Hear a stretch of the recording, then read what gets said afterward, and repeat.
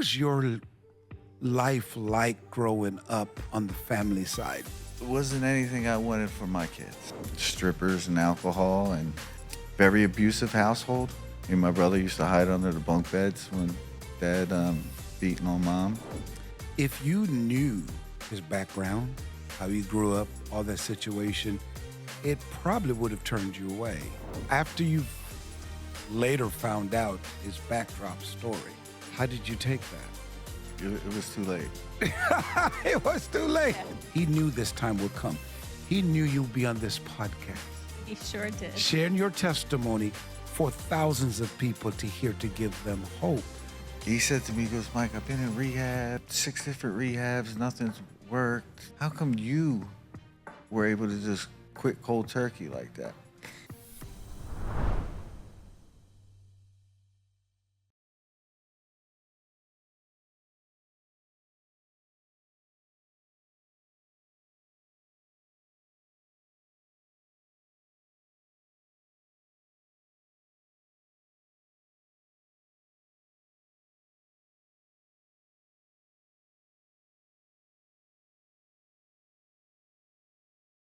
This is so needed, especially in the body of Christ. Yes. You know, I think all of us need to recognize we're all redeemed people. We've all had a past. Yeah. But if we just work with God and follow him, even when we want him to give us permission to do otherwise, Yes. you know, because it had to be a 12-year battle, a struggle. But look at the outcome. Yeah. If we would just wait on the Lord, there's a scripture that says, wait on the Lord and be of good courage. Yeah. So when you're waiting on God, it's going to be difficult, but you got to be, you got to encourage yourself that there's going to be a good outcome, right? So you grew up in a Christian home, and that was wonderful. On the contrary, you didn't come from a Christian background. And what I'm looking at, this is just God. This is marvelous, because you have a wife coming from a good Christian home, and some of you can relate to that. Maybe you were brought up in church, whatever, and you're connected, or it could be you, a man who come from a history of addiction and so forth. What was your life like growing up on the family side? It wasn't anything I wanted for my kids. My parents' idea of a party was a biker group in the backyard, live bands, strippers and alcohol, and That was a party. I was probably I was probably 5. Really? My brother 8, and we were in charge of the keg and giving people their beer and filling up their cups, and very abusive household. Me and my brother used to hide under the bunk beds when dad beating on mom.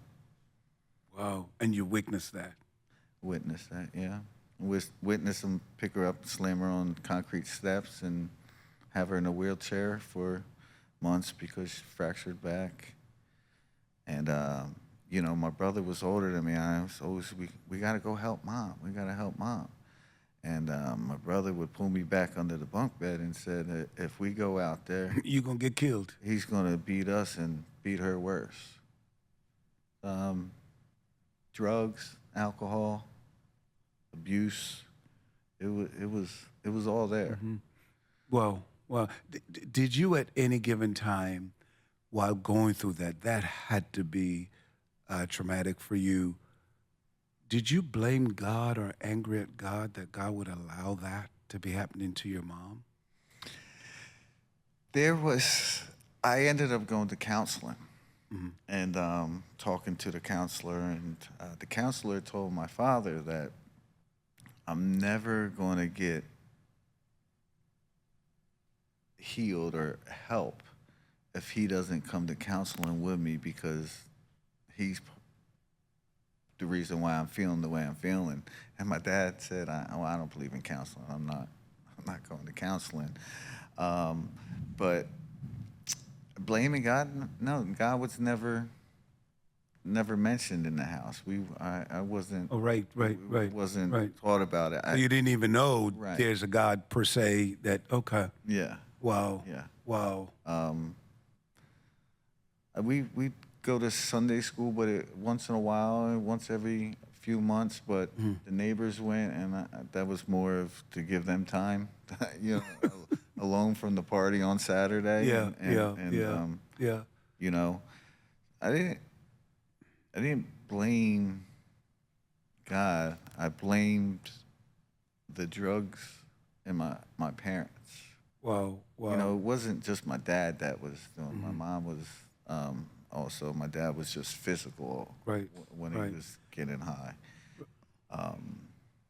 But at a certain point, yeah, I had to.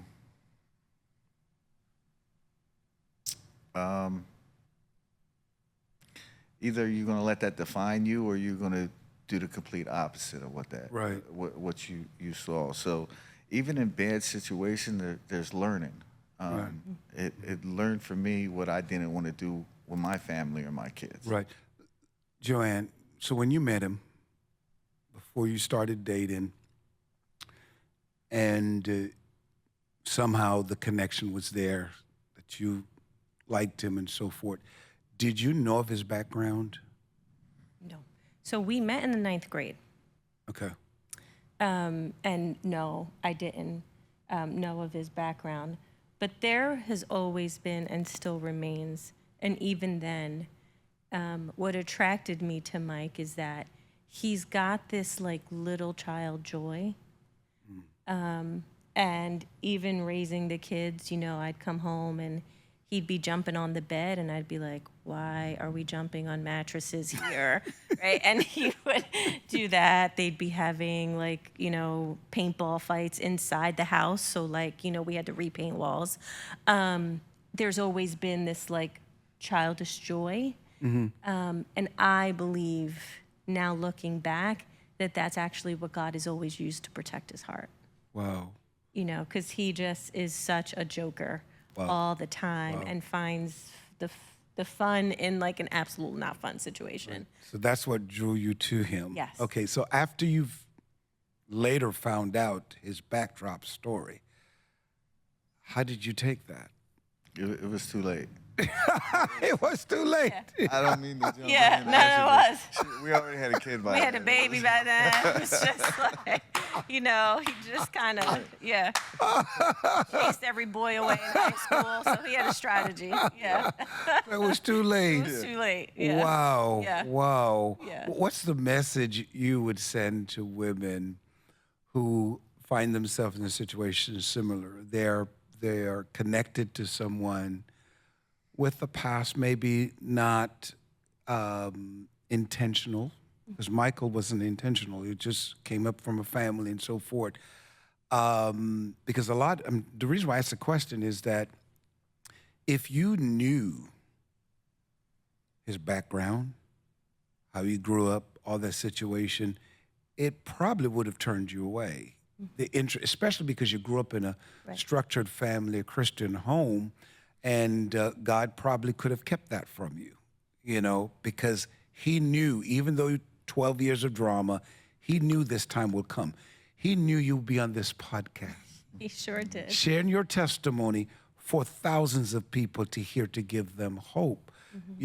So for women who find themselves in that situation that you were in, what would you say to them about not letting what they see and feel prevent them from walking into destiny? Yeah. Don't believe the lies of the enemy. And there were times when the enemy would literally have me believing, you're such a fraud.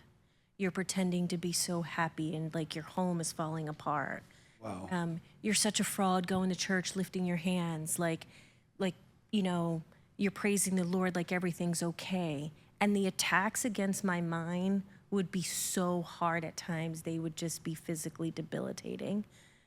Those are lies. Those are lies from the enemy. The truth is, your home is sanctified. because you're walking in righteousness. Wow. And hold on to that truth. That's good. And the enemy will continue to attack you with lies. Hold on to the truth. Yeah, there would even be people that would say, like, on Mother's Day, when you'd go up to pray and your husband wasn't there, oh, don't you feel bad your husband isn't here? Like, and I would I'm not believing that lie. He'll be here one day. And you really, really have to fight against the lies of the enemy and hold on. Wow. Of course, outside of any abusive situation. Right. But besides that, don't believe the lie. God's going to show up. So for you, Mike, there are men who are currently in the situation you are in. Drug addiction, maybe addicted to sex, pornography, all kinds of stuff. Don't go to church, don't even believe in God. Now that God has delivered you from that stage to where now you love God, you're going to church, you paid back the tithe. What would you say to these guys, man, who are thinking there's no hope for them? Well, I just say, for an example, my brother-in-law, Joanne's brother, was addicted to alcohol, and he said to me, he goes, Mike, I've been in rehab, and 6 different rehabs, nothing's worked. How come you were able to just come home and flush your pills down the toilet and quit cold turkey like that? And, I told him it was my faith in God. And he goes, well, I believe in God. I said, yeah, there's a difference. We all believe in something. I said, but do you have faith that he can heal you of that? And that's Elevation Worship came out with that. It was around the time they came out with the song, I Believe You Can Move a Mountain and See You Do It Again. And I said that your addiction is just that mountain. That mountain could be moved if you have faith. Wow. And just lay it at his feet. And once I got off the pills, on Monday we had a Proverbs. So I stopped Sunday.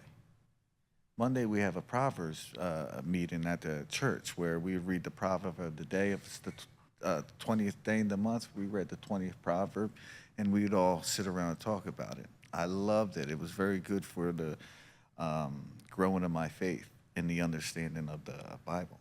So I called up the leader of the Proverbs group, and I said, I'm dealing with something right now. I'm not going to be able to make it. Please have the gentleman pray for me. That was Monday when I texted him that.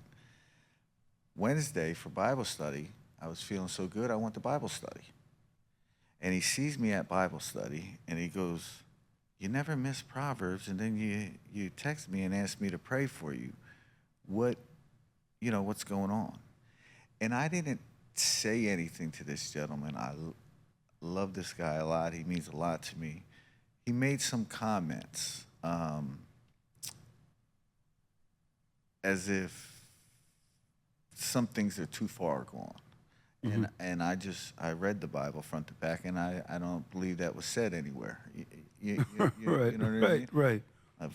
God's done bigger miracles than get me through what I was going through. And I said, well, I didn't tell you because I didn't think you would understand. And his name was Mike also. He was deacon at the church. And he goes, well, tell me, and I'll try to understand, or I'll at least hear you out. And I told him, I said I had a 12-year addiction. I got in a motorcycle accident. They put me on pain medications. And I came home. I felt led by the Spirit to flush down the toilet, and I stopped cold turkey after church, flushed everything down the toilet. And he tells me, he goes, Mike, you got to be careful. Your body could only handle so much, and they have drugs to get you off those drugs. There's rehabs. They have drugs to get you off to get you off the drugs, right? So I got to take another drug to get off the drug I'm trying to get off of. And he goes, they have rehabs to get you, to help you with that pill addiction. And I had to look at this man that I have great respect for, and I had to tell him, I said, Mike, if God's in it, what can't my body handle? And it was like, that's how much I believed that Powerful. that I was getting called to stop doing that, to stop taking the pills and stop doing what I was doing. So it's like, I understand there's rehabs and there's this and that, but give your life to the Lord and have faith in Him, and He could heal you of any inflictions that you're going through. Wow. Wow. Your story, I'm telling you, I believe need to be said as many times as possible, because you are not only giving hope to couples, because it's a restoration of marriage, it's family life, but it's also how to break addiction, generational curses. So you guys have a ministry, believe it or not, where based on what you've been through, people need to hear it, because I believe somebody's watching and listening today that you're in a similar crisis, or a family member's in a similar crisis. And like Joanne, maybe you're ready to give up. Maybe you're asking God, give me a way out. And sometimes there are cases where God will give you a way out. But for Joanne, again, she believed in her heart that disobedience was a price she could not afford to pay. And I'll never forget that. That when you said that, it hit a chord in me, because it's so easy for us to just be self-centered. Yeah. Because you could have it's self-preservation. Yeah, I love him, but if he don't want to help himself, I mean, am I telling the truth? Didn't you feel like that sometimes? Yes, definitely. Yeah. So I'm saying to all of you today, get in the will of God. Just know that, you need to ask God for direction when you're in a difficult spot, even in my own personal life, when I need to make some tough decisions. I know what my feelings are telling me. I know what my emotions are saying, but I don't want to make a mistake. Yeah. So I go to God and I say, God, I know you're going to appreciate the fact that if I come to you and I say, I'm not making a move until you tell me. That's not stagnation. Yeah. Some people will say, well, you're stagnant because, you need to make a move, and they'll quote scriptures, faith without works is dead, so you got to do. No, if I don't get clarity, if I don't hear God say something to me, I'm not going to make a move. And like Joanne, she just said, I am not going to leave Michael. That's hard, because some of you been, God, I'm leaving Michael. I don't care what Michael say, and I don't care what you say. You're not the one living with him. Because you're not the one. You don't understand the pain I'm going through and so forth. But let this testimony, let this story on the podcast today give you hope to seek God and to find a way to redeem yourself, because again, for all of us, I think in this story, an encounter with God, this is the best story, one of the best stories I've ever heard. So I really want to thank you for tuning in today. Michael and Joanne's journey reminds us that no addiction, no broken past, and no season of rebellion is too great for God's grace to redeem. You got to hear that, man. Your testimony should be like them, because their testimony is proof that prayer changes things, I should say. Faith sustains through the darkest valley, and restoration is possible when love stays rooted in God. That's good. When love stays rooted in God, because I'm still trying to figure out how you did it. Only God. So if this episode was a blessing to you, please share it with someone, especially couples. Would you do that? There are many couples out there, even if they're dating, they need this story. because it will help them when those tough time comes, because they're going to come. Believe me, you're going to have trials. You're going to have situations where you're going to wake up one day, look at your spouse like, Lord, did I hear from you? God, get this person away from me. You know, hear what God has to say and don't make a move without him. Michael and Joanne, thank you. it was an incredible story. Listen, I'll see you next time on the next podcast. Thank you. Thank you. This was great, man. That was great. You did. Ooh.